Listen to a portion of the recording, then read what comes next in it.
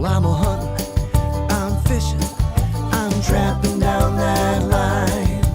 These are the stories from the blind. Ducks are diving while the geese are flying, and the turkeys strutting, there'll be bucks a rutting. Sharing with you what we know. It's outdoor time, it's From the Blind.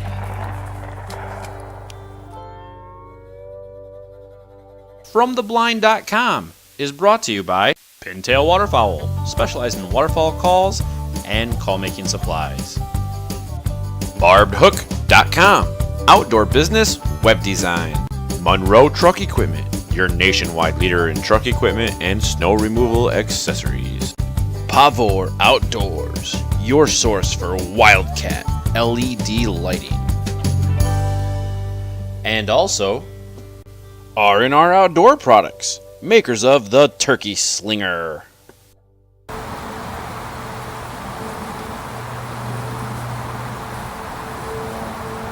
Hey everyone, Bill Hoffman, FromTheBlind.com, here in my backyard garden, the From the Blind gardens that we've been blogging about all year.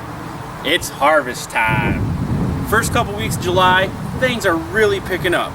We're getting zucchini, cucumbers, onions. We've been harvesting lettuce for almost a month and a half now. The beans and the peas are coming in. We even had one tomato so far. Being able to grow your own vegetables is part of being an outdoorsman. Helping your family sustain an outdoor lifestyle and providing things for yourself.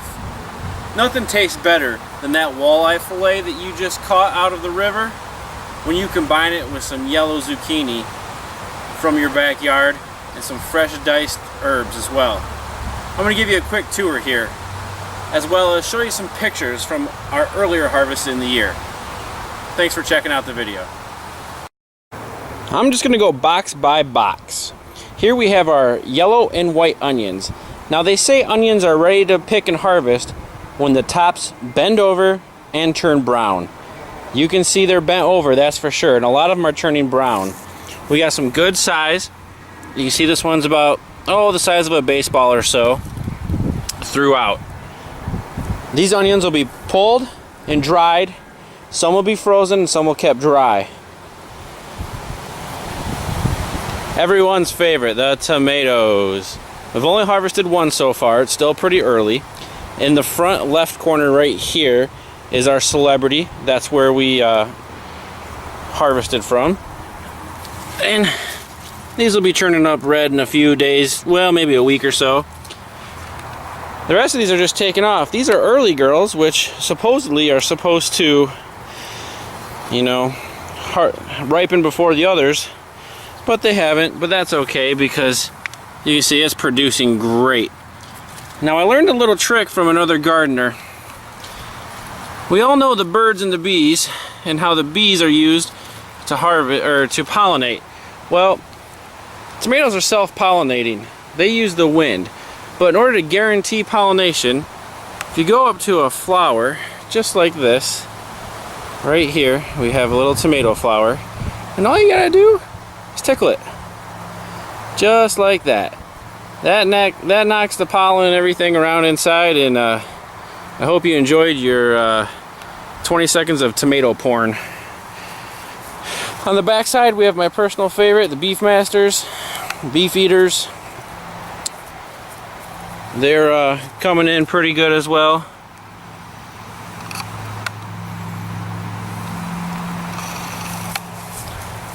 These will be huge when they're done, and nothing's better than one of these puppies on we call it a mater sandwich. Some white bread, some Miracle Whip, salt, pepper, and sliced tomato. I'm sure y'all are familiar with the trellises. Here we have our beans, green beans, Kentucky Wonder Pole beans. That's actually them growing up at the top, all the way up, and our snap peas. There's not a whole lot of snap peas on here. They don't last very long. We eat them just as quick as they come on. And the green beans are just starting to flower. And you can see how tall they are. The trellis itself is 8 foot tall. And let's see that, so that's got to put that at about 11 or 12. This one as well. Here's a little gardening guy. Let's see if I can get him on camera. This right here is a Japanese beetle. They don't do a lot of damage, but the good thing about them is you grab them and they are awesome bluegill bait. And luckily for me here at the From the Blind Gardens, I can walk about 30 feet in bluegill fish. Cucumbers! Holy cow, do we ever have cucumbers. They are spilling out all over the bottom here. They are growing up. I only grew one type of cucumber this year, Boston pickling. They get about 6 inches max, as you can see in the picture. But we grow them up the trellis because that allows them to hang down, so the colors will be perfect, as well as the shape. You get cucumber rot when they sit on the ground. So here's a couple in here as well, you can see.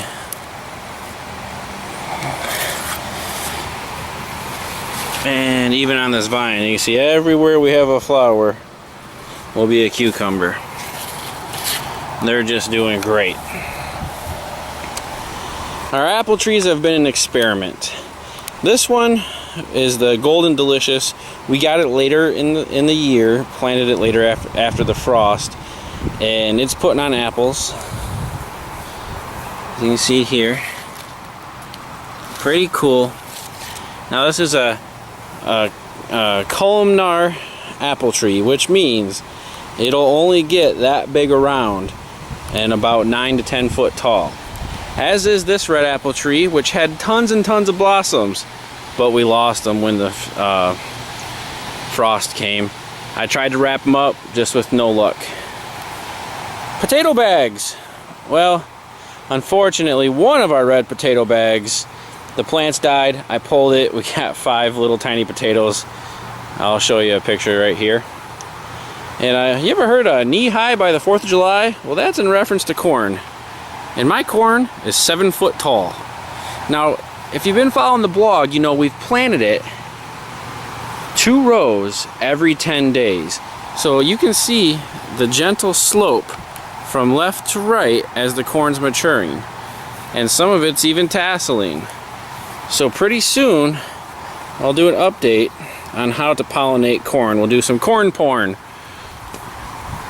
Because Mother Nature does it with the wind, normally, in the gigantic rows you see in the cornfields. However, we don't have gigantic rows, so we're going to pollinate by hand. And you can see here we have some pollen tasseling. Nice and pretty, and that is all of 7 foot tall.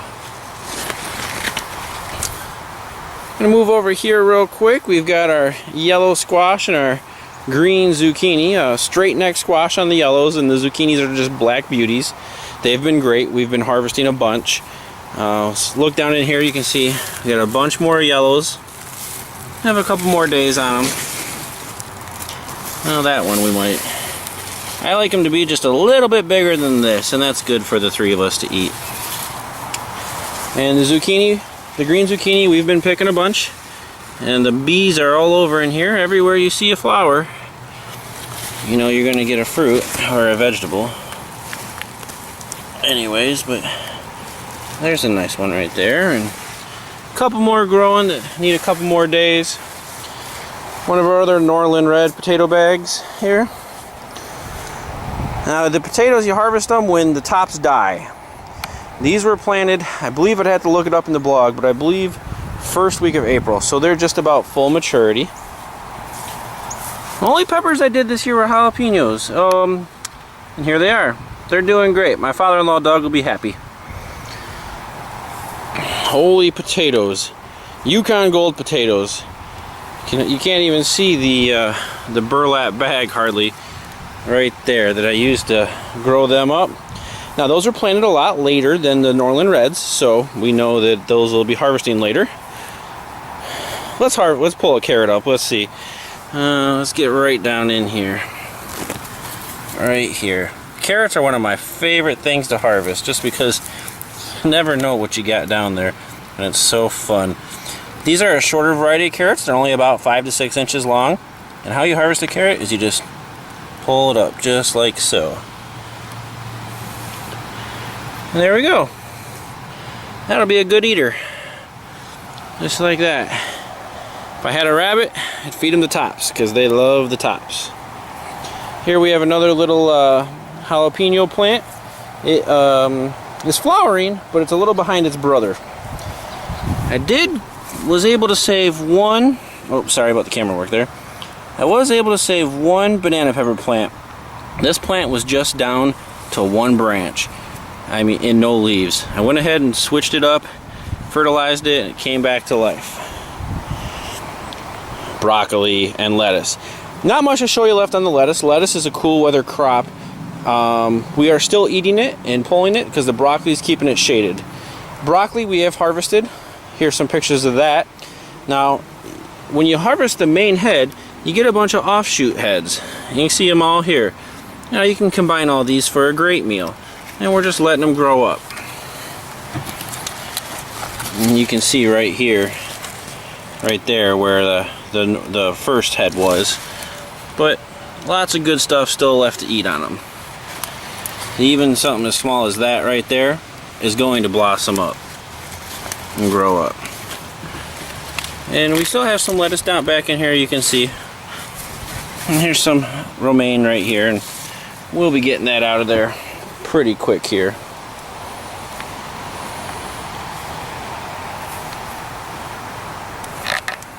Well, that's about it as far as the garden goes. I hope you enjoyed this video tour.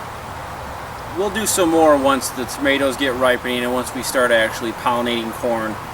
But I just want to reiterate, it's so important to be self-sustainable as much as you possibly can.